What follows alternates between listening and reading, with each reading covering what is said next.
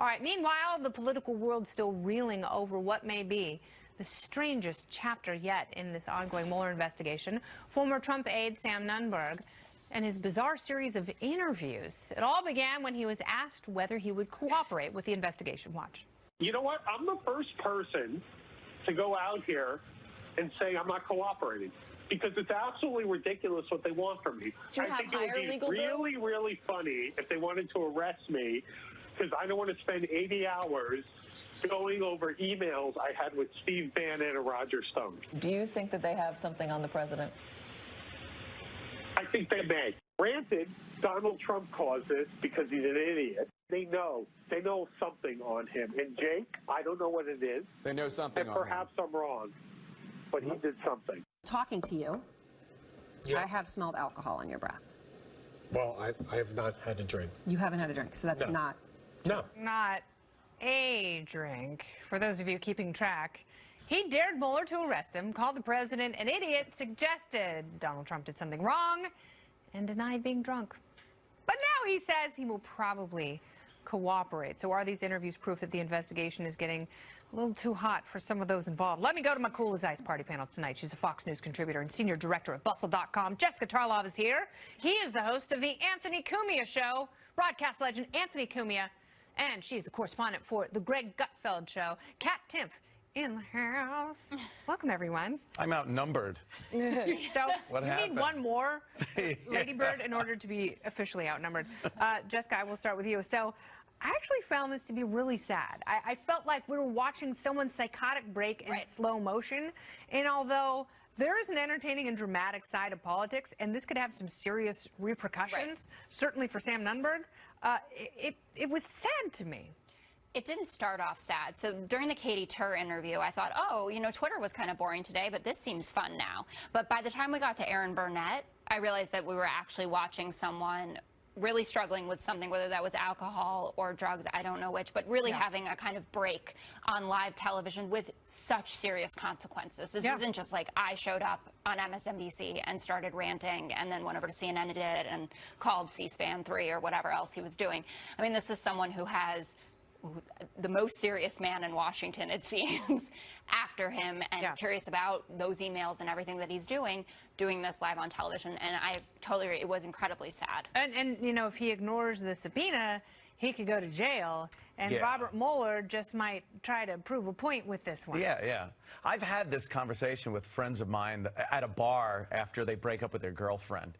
And they're just like, I hate her, whatever. Yeah, and you're just trying to. idiot. So it's like, obviously something was going on there. But welcome to our world these days. We get entertainment from real life stuff, things that aren't supposed to be a reality show. It's so much pressure for some of these people that, you know, we're seeing someone crack. I would think so, but I think that's what unfortunately, that's kind of what everyone wants to see. Yeah. You know, I even saw Rosie O'Donnell on Twitter tweeting about it and saying, oh, he has a mental illness, leave him alone. Yeah. And, you know, if she's being sympathetic to him, it's amazing. Okay, so I have two questions. You know, he was saying stuff, he was talking a lot of garbage about the president. Yeah.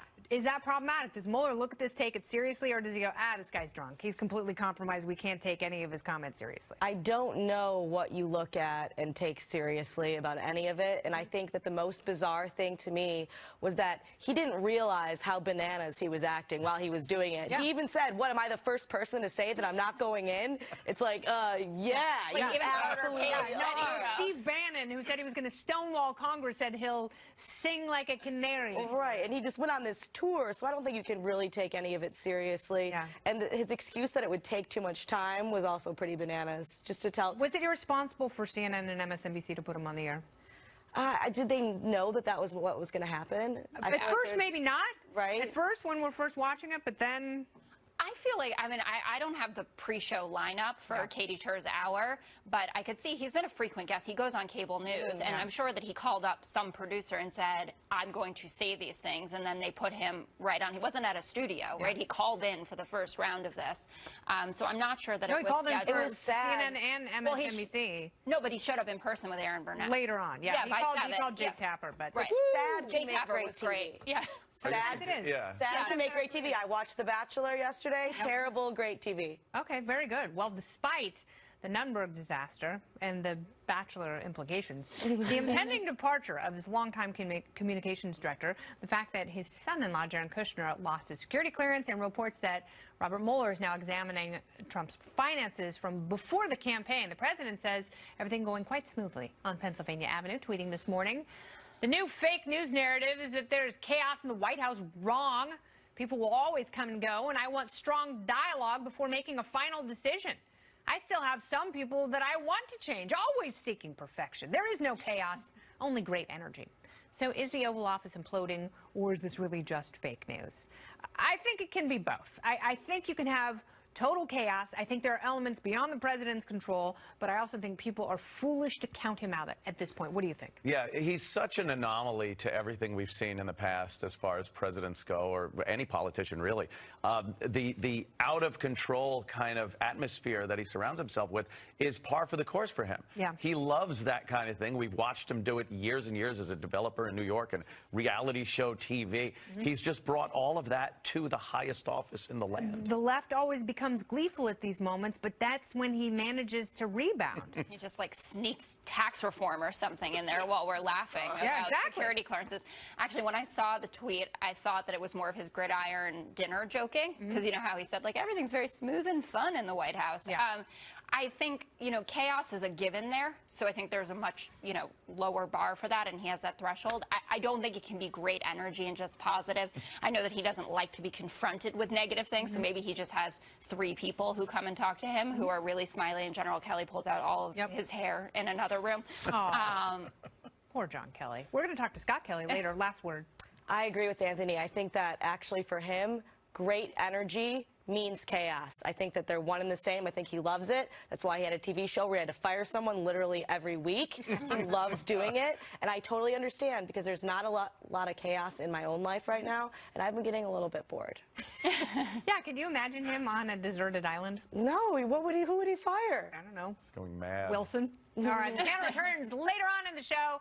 First up, South Korea officials say their neighbors to the north are now willing to give up their nuclear program as long as military threats against them subside. I will ask Gordon Chang if Kim Jong-un can ever be trusted. He's next.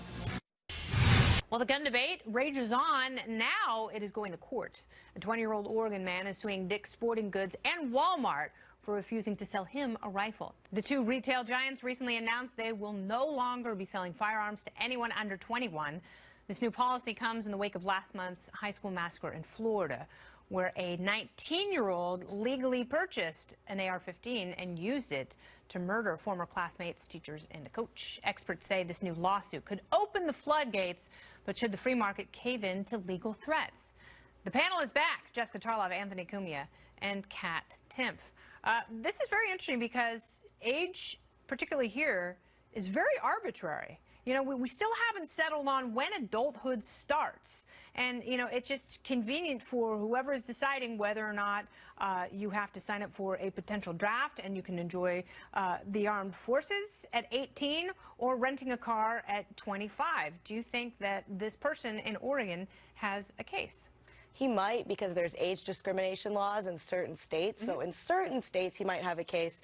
I think this is probably a little bit more about making a political point. Yes. And that's fine, because people on the left side of the issue are doing it, so he can do it too if he wants. It's good for kids and people who are younger to be involved in politics. I think it's a lot of the Parkland survivors are getting shamed by people on the right. I don't think that's a good thing. I think no matter what side you're on, it's good to be interested in things that matter rather than just doing what they get criticized for all the time, which is like being on, you know, Facebook or being on Twitter all day, being on Instagram all day. No, but taking a passionate stand and having something so drastic happen, I don't think you can fault anyone for their political leanings where that's concerned. But it is interesting seeing the corporate knee-jerk reaction here. Well, yeah, I see it as publicity. I see it as the time and place to get your company's name out there. As far as young people voicing their opinions, it's great, but it's covered so one-sided.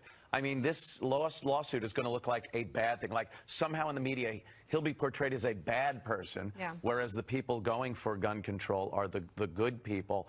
I think it's a constitutional issue. I absolutely think that at 20, you have the right to bear arms. That's the Second Amendment. And if somebody's denying you that right, I think there's a case there. Yeah, I don't have a problem with corporations self-imposing their own restrictions and bans. That's fine with it. That's their choice. I do have a problem with federal regulation saying that a 20-year-old cannot buy a firearm if an 18-year-old can enter the military. Well, I think that just raises the important discussion that we should be having about age. Yeah. You know, and we were talking about Sam Nunberg earlier, that we can have a drinking conversation too, right? Yeah.